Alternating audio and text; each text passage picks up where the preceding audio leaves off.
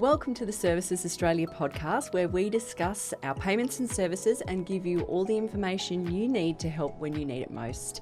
Today, I'm joined by agency spokesperson Chelsea. How are you going, Chelsea? Good, thanks. How are you today? Good, thank you. And we're going to talk about Child Care Subsidy basics and tips to set yourself up and your kids for success into the new year. For parents returning to the workforce or enrolling their child in childcare or after school care this year, what payments do we have available to help? So Child Care Subsidy is a wonderful government payment that is available to help families to cover the costs of childcare. Now, it covers up to 95% of those childcare fees, depending on your own family situation. So we're talking childcare for toddlers, before and after school care if you've got a school-aged child, and those really important school-aged programs, so your school holiday programs really.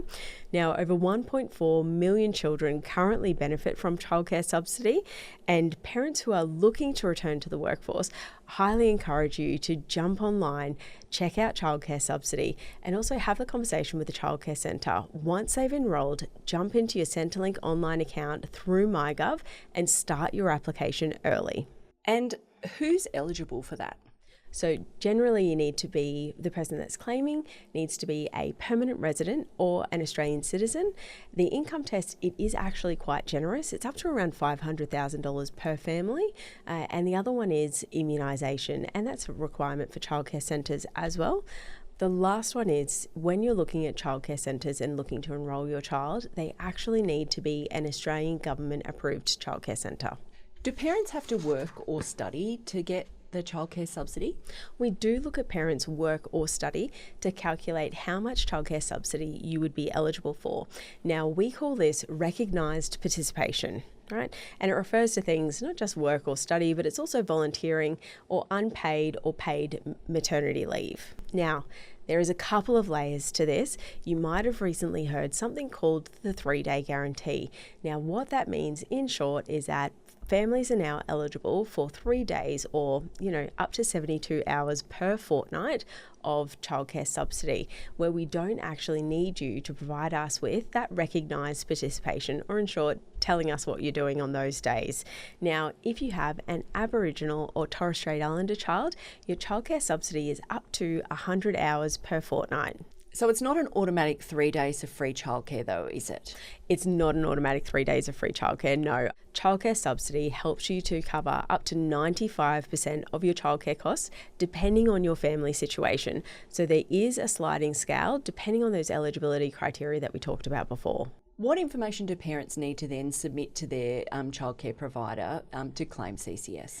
There'll be a few things that the childcare centre will likely ask you for. One is the immunisation statement to say that your child's vaccinations are up to date. You can find that really easily in your Medicare account through MyGov.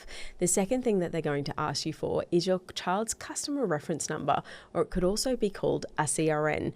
So for some families, they may not actually have a customer reference number for their child just yet. That's okay. When you submit the claim through your Centrelink online account, we will issue you one. So check where your claim is at through the Centrelink online account through MyGov, and you'll see that your child has been issued a CRN. So is there anything else that parents need to remember to do in terms of this payment?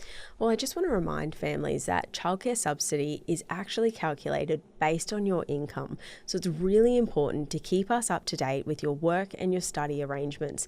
I know there's been a few public holidays lately, or there's been some school holidays.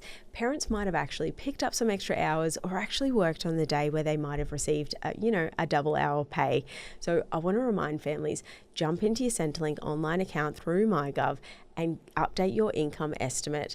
You can do it anytime, 24 hours a day, 7 days a week if you like, on our Centrelink online account. And it's really easy to do. It'll take you 5 minutes. So if you know that your hours have changed, or you've picked up an extra payment, or you might have received a bonus, jump in and let us know. I guess that's a good thing to remember, isn't it? If something changes, just hop on and have a look and update us, because as soon as you do that, it's going to be good for you and good for us. That's right. We want to make sure that we're getting you the right amount of childcare subsidy. Thanks, Chelsea. And I guess the message for families really is to lodge your claim early. Absolutely. When you've found your childcare centre, go to your Centrelink online account and lodge your claim for childcare subsidy nice and early. Thanks so much, and we hope this episode has helped all those families heading back into the new year.